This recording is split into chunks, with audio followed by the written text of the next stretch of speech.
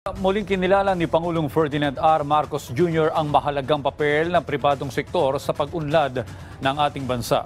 Bukod kasi sa usaping pang-ekonomiya, nakapagbibigay din ng mga ito ng trabaho sa mga Pilipino. Kabilang na dyan ang isang automobile manufacturing company. Ang sentro ng balita mula kay Alan Francisco. Mahigit 2 dekada nang nagtatrabaho sa Toyota Motors Corporation sa Santa Rosa, Laguna si Dennis. Sa 26 years na, maayos naman ang kumpanya na nakakapag-provide sa amin, pati kami nakakapag-provide sa pamilya namin. Sapat na pagkain, edukasyon para sa mga bata. Ang gaya ni Dennis ay isa lang sa maraming Pilipino na nabigyan at patuloy na binibigyan ng trabaho ng Japanese company na ito. At ito ang ipinagpapasalamat ni Pangulong Ferdinand R. Marcos Jr. nang bumisita siya kahapon sa planta ng Toyota dahil sa pagbibigay ng trabaho sa mga Pilipino. Makita mo ang magandang yung mga tao natin, our Filipino employees who have come to work with Toyota are very highly trained, are also extremely steeped in the Japanese culture of production, which is very important because they have shown themselves to be one of the most, if not the most efficient when it comes to manufacturing and high volume production of products.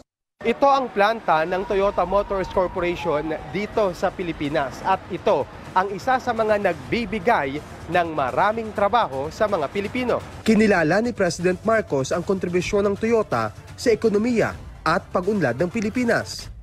Kaya't we are very lucky to have as a partner the Toyota Motor Corporation, and of course all of those. The chairman has come all the way from Japan to help us celebrate, and we are all very happy to see him here. At hindi lamang yung pag-celebrate, it's not only to celebrate the many years of Toyota Motor Company here in the Philippines, but also to look to new beginnings.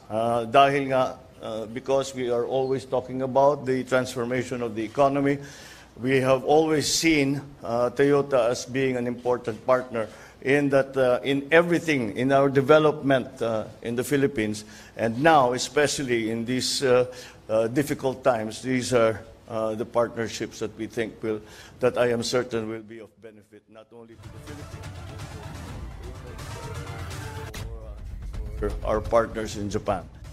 35 mga sakyan din mula sa Toyota ang ibinigay sa pamahalaan.